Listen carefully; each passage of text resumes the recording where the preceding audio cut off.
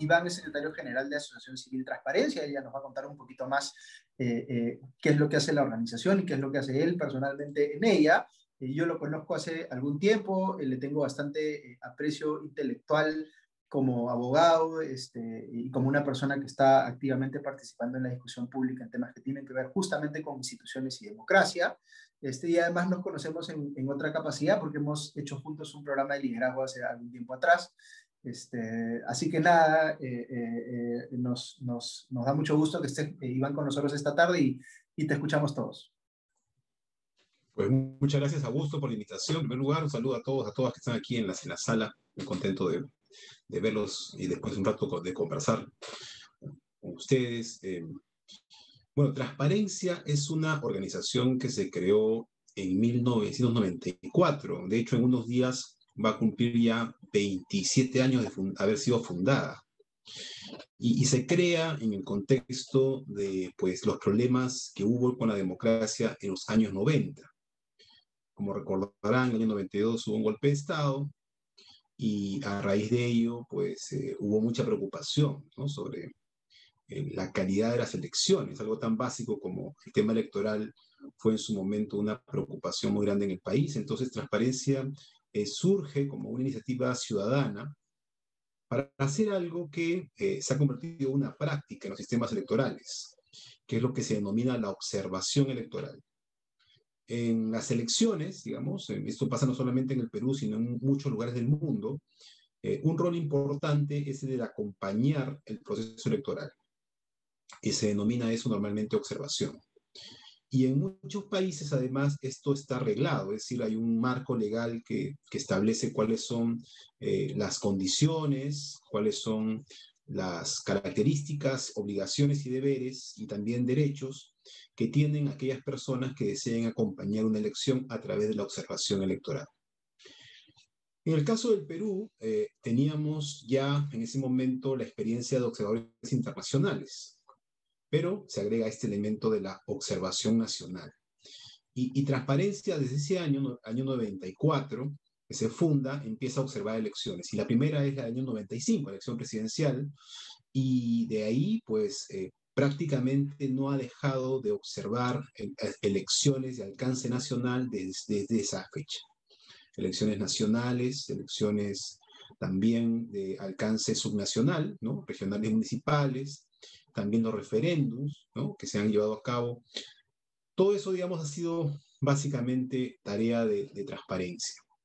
La observación electoral hoy en día es una actividad que está regulada a través del Jurado Nacional de Elecciones, que ha establecido una norma que señala cómo uno hace observación.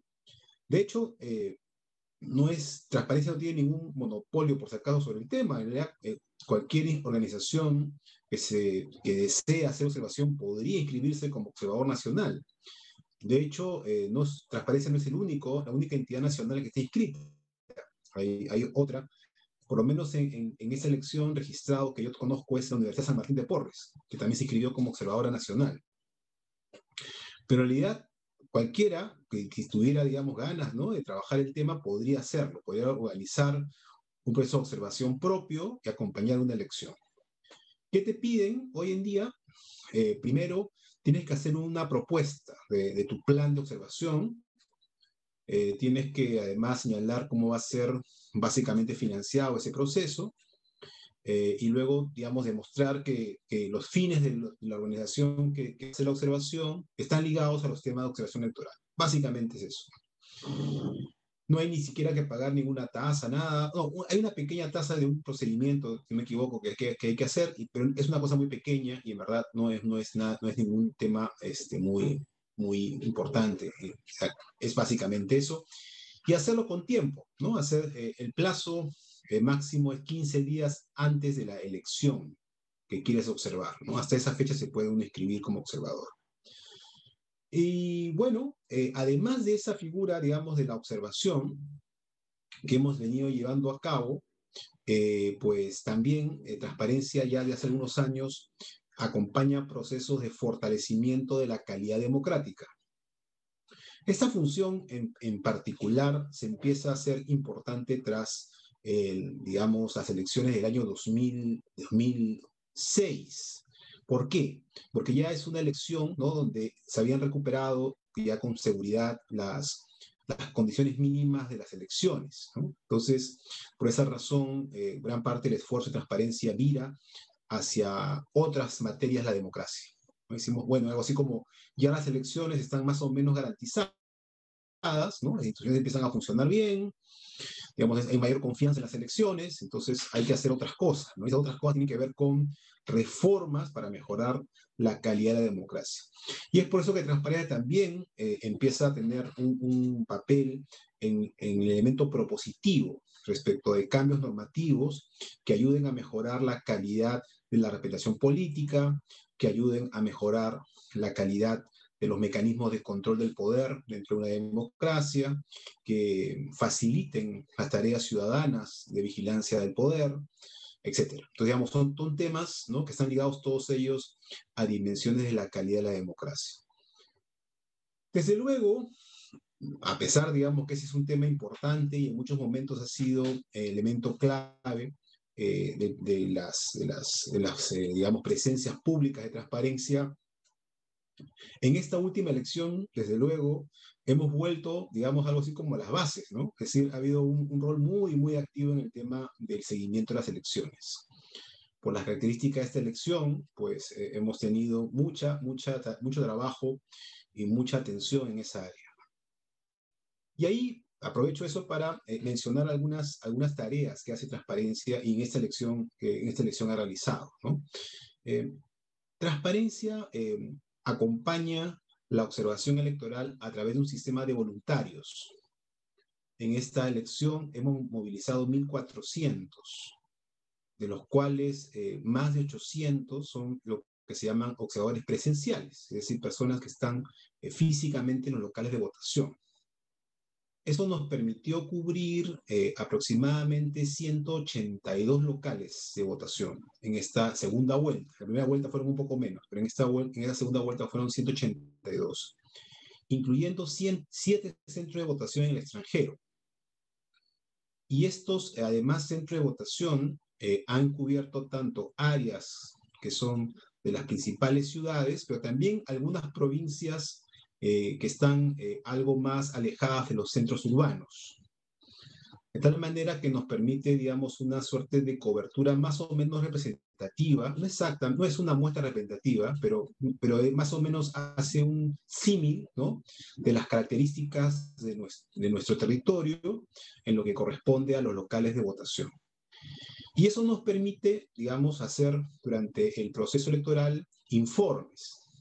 De hecho, en esta elección, en la segunda vuelta, hicimos 2 durante el mismo día de la jornada electoral, en donde se registran no solamente lo que los observadores propios identifican durante la votación, sino también lo que conocemos a través de los medios de comunicación y las autoridades. Eso último es muy importante. Es decir, no sencillamente hacemos un eco de lo que aparece en los medios, sino que buscamos, por lo menos en lo posible, verificar con alguna declaración oficial de las autoridades para que de esa manera haya cierta solidez en la información que se entrega. Y luego, este es un tema que todavía está esperando porque tiene como fecha digamos, de inicio la proclamación de resultados. Tras el fin del proceso electoral, es decir, cuando se proclamen ya resultados de la segunda vuelta, tenemos un periodo de 30 días para entregar nuestro informe final de la observación. La observación de transparencia en esta ocasión ha incluido la observación de las elecciones internas de los partidos políticos, la observación de los procesos de inscripción de las listas y de los candidatos al Congreso, la observación de la campaña electoral de la primera vuelta, la observación de la primera vuelta, la observación de la campaña de segunda vuelta y la observación de la elección de segunda vuelta el día, ¿no?, del 6 de junio. Digamos, seguramente tendremos que incluir alguna referencia específica a lo ocurrido tras la segunda vuelta, cosa que es inusual, pero como ha ocurrido todo esto de los recursos de nulidad, algo habrá que decir también seguramente sobre lo que hemos identificado en ese proceso. Desde luego, una de las cosas que nos permite la observación es identificar posibles problemas. Nosotros hacemos un seguimiento de las elecciones desde el momento en que se instalan las mesas hasta el momento en que se inicia el escrutinio. No le pedimos a nuestros voluntarios que se queden hasta el final de la jornada por una razón muy sencilla. Primero, que son voluntarios, entre todas las personas que hacen el trabajo lo hacen de manera voluntaria, y son jornadas larguísimas. Normalmente sí le pedíamos a muchos que se quedaran, ¿no? Algunas horas más para acabar el escrutinio.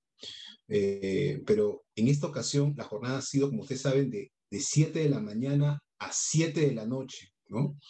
Entonces, digamos, ya eso es medio difícil, ¿no? Lograr que estén más tiempo durante la jornada, pero digamos, sí hemos tenido un manejo suficiente de los locales de votación. Otro elemento adicional, nosotros hacemos observación de los locales de votación. O sea, no es que hay un equipo por mesa, sino hacemos una observación de locales, ¿no? Porque evidentemente no tenemos tantos voluntarios como para poder cubrir, ¿no? 87.000 casi mesas de votación que hay en el país, ¿no? Entonces, digamos, lo que hacemos es locales de votación, y si tienen eso, un número de mesas, que hacemos un chequeo de cómo se han instalado, ¿no? Cómo ha ido el proceso, si hay algún tipo de observación, y luego, evidentemente, reportamos cualquier tipo de incidencia que pueda haber en el proceso. Nuestro informe, los dos informes han mostrado que pues, las incidencias ocurridas durante la jornada del día 6 de junio han sido básicamente lo que ocurre casi siempre en las elecciones, ¿no? Siempre hay algunos incidentes, pero nada por fuera de lo normal. Y bueno, digamos, es una información que además ha sido pública, ¿no? Y que pues ha sido compartida mucho en los medios de comunicación en este último mes. Finalmente, y aquí ya viene una última cuestión vinculada con transparencia, es lo que toca ya al seguimiento del trabajo del próximo gobierno y parlamento, ¿no? Nosotros, como parte de esta última elección, promovimos algo que se llama la Proclama Ciudadana. Y ahí incluimos un conjunto como decían, estándares mínimos democráticos que debía seguir cualquier gobierno, pero también, ¿no?, aplicables en buena medida a las tareas del Parlamento, ¿no? Es nuestro interés, ¿no?, hacer un seguimiento muy detallado del cumplimiento de estas responsabilidades durante el próximo gobierno y Parlamento que empieza ya sus funciones. Creo que es una responsabilidad que hemos asumido y que vamos a tener sin duda que realizar, ¿no?, con mucho esmero, porque vienen años bien complicados, ¿no?, bien difíciles, y sin duda, como dijimos desde un inicio, pues hay un debilitamiento de la democracia en los últimos años y necesitamos trabajar muy duro para no perderla, ¿no? Es un elemento crucial de nuestra vida como país. Listo, Augusto. Espero que esa introducción haya sido útil para el comité. Buenísimo. Gracias, Iván. Mientras voy pidiéndole a las personas que están esta noche con nosotros que vayan levantando la mano si quieren hacer preguntas o comentarios, yo quisiera hacerte algunas preguntas clarificatorias. Por ejemplo, ¿cómo podríamos explicar a Transparencia como organización? Entiendo, tiene una asamblea, ¿no es cierto? ¿Quiénes componen esa asamblea para más o menos imaginarnos quiénes están detrás de la organización? Sí, Transparencia es una institución con varias capas, ¿no? La capa más importante es de los asociados, que ha ido creciendo a lo largo de los años, ¿no?, en tanto número como también en diversidad. El único, digamos, elemento que nos une es el compromiso con la democracia. Es una organización pluralista, se define como una organización pluralista, entonces tiene a personas de diversas miradas, diversas historias personales, ¿no?, proyecciones personales dentro de ella, ¿no? Entonces, la asamblea actualmente la conforman 55 personas, ¿no? Y como digo, son de diversas edades, profesiones, experiencias. Vienen algunos del sector privado, otros vienen del sector público, otros de la sociedad civil, básicamente la academia. Hay muchos orígenes, ¿no? Por darles algunos nombres, digamos, ¿no? Está desde Ramón Barúa, que fue por mucho tiempo, ¿no?, un importante directivo en todo lo que es Intercorp, ¿no? está Fernando Zavala, por ejemplo, ¿no? Dentro de la Asamblea. También está Felipe Ortiz de Ceballos, ¿no? También Rolando Ames, Martín Tanaka, ¿no? Carolina Trivelli, digamos, es una diversidad, ¿no? De personas con, como digo, distintas trayectorias o, digamos, experiencias personales, ¿no? Y claro, luego tiene un consejo directivo que está formado por, en estos momentos, perdón, 8 personas, pero que algunas que están en licencia porque han asumido algunas responsabilidades. Y entonces, pues ese consejo directivo está actualmente presidido por Adriana Urrutia, ¿no? Que es la presidenta de Transparencia. Luego, Transparencia tiene un cuerpo profesional que yo dirijo, que es el equipo que brinda básicamente apoyo, ¿no? Son 11 personas que brindamos apoyo a las labores administrativas de gestión. Y luego tenemos una red de voluntariado que tiene coordinadores en todos los departamentos del Perú y que son los que básicamente nos ayudan a la observación, porque la observación electoral y otras tareas de promoción se hacen en todo el país, ¿no? Entonces, ese es el mecanismo que usamos como vía de trabajo. O sea, Transparencia es una organización, digamos, apartidaria, entiendo, busca que haya diversidad ideológica dentro de su propia conformación. Por los nombres que tú mismo mencionabas, Iván, se ve que hay gente que uno podría calificar de izquierda, de centro, de derecha, en fin. Debe haber algún nivel de debate, me imagino, a la interna, pero entiendo que buscan tomar decisiones por consenso principalmente, ¿no es cierto? Sí, sí, eso es algo que se busca siempre, pero claro, en momentos difíciles no siempre se logra, ¿no?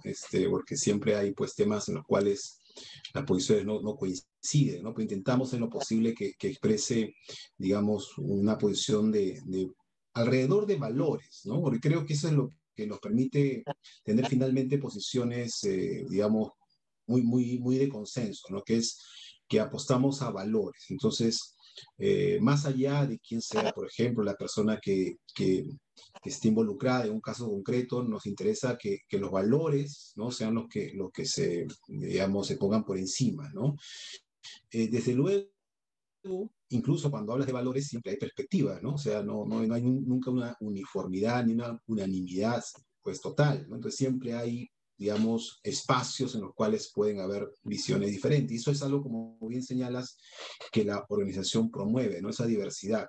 Ahora, también, ojo que ese tema, esa pluralidad, hay que distinguirla de nuestra labor imparcial, es decir, que no tomamos partido por ninguna organización durante los procesos electorales ni en general durante nuestras actividades, ¿no?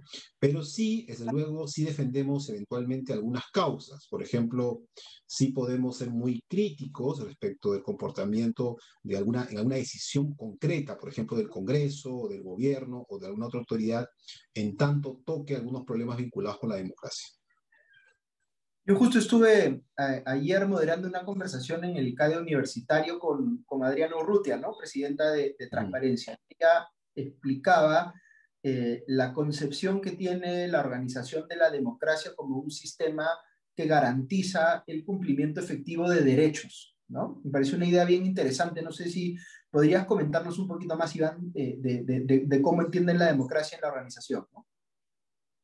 Sí, la democracia, digamos, tiene varias formas de expresarse, ¿no? La más conocida, desde luego, es el de las elecciones, ¿no? El de los partidos, el de, digamos, la competencia política, ¿no? Que es es una dimensión muy importante, sin duda.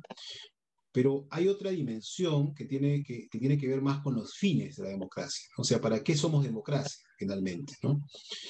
Porque si solamente fuera un procedimiento, bueno, entonces bajo el mismo procedimiento se pueden conseguir muchas cosas que pueden ser hasta perversas, ¿no? Digamos, la democracia en sí misma no es la finalidad de una república, ¿no? Lo que busca la democracia es que los fines de la república se cumplan. Y esos fines tienen que ver, pues, con derechos fundamentales, tienen que ver con evitar la arbitrariedad, evitar las injusticias en el ejercicio del poder. Y aquí hay sí creo, un elemento en el cual hay un consenso muy fuerte dentro de transparencia, al menos, ¿no? sobre entender la democracia como una forma de controlar el poder. O sea, en general, digamos, un riesgo muy serio en cualquier sistema político es que alguien tenga mucho poder y que ese poder eventualmente sea usado de una manera arbitraria. Ese es un riesgo muy común que deriva eventualmente en autoritarismos, ¿no? Entonces, siempre en los contrapesos, siempre la separación de poderes, siempre los mecanismos de rendición de cuentas, la vigilancia ciudadana, son elementos cruciales en cualquier democracia, ¿no? Precisamente para garantizar que los derechos de todos, las libertades de todos estén garantizadas. Una última pregunta de mi lado, mientras ya nos preparamos para abrir los micrófonos.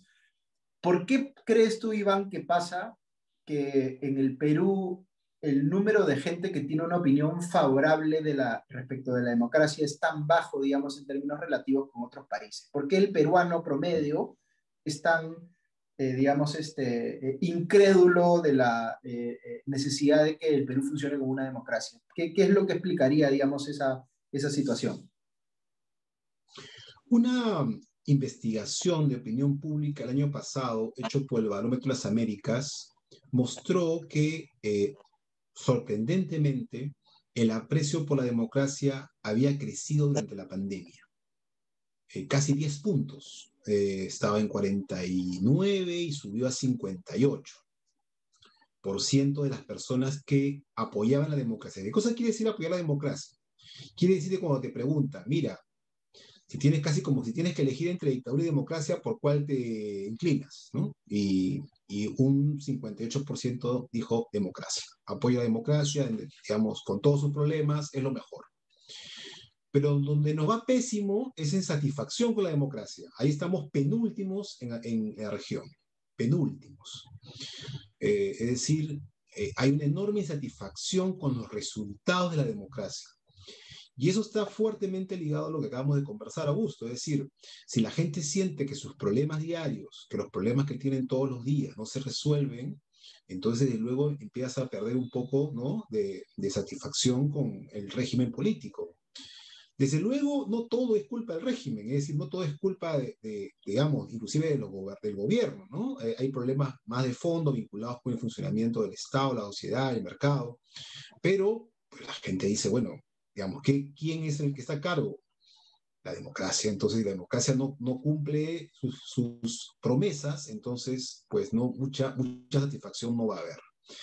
Y eso creo que es uno de los principales desafíos, ¿no? Es decir, a pesar de todo, seguimos teniendo fe en el régimen, pero tenemos una fe que puede verse quebrada si es que entramos en crisis. Y por eso acá cierro esta respuesta con otra cuestión de la encuesta, que es la pregunta sobre la tolerancia a los golpes de Estado. Y Perú tiene uno de los niveles de tolerancia a los golpes de Estado más altos de la región, pero fundamentalmente por dos temas. Los temas de delincuencia desatada y corrupción desatada. Es decir, dicen, si ya la corrupción y la delincuencia no tienen control, estaría dispuesto a aceptar que hay un gobierno autoritario y pues las cifras crecen a casi 40%. Entonces, ¿y eso qué revela? ¿Qué cosa es corrupción y qué cosa es inseguridad? Son fallas tremendas del Estado, ¿no?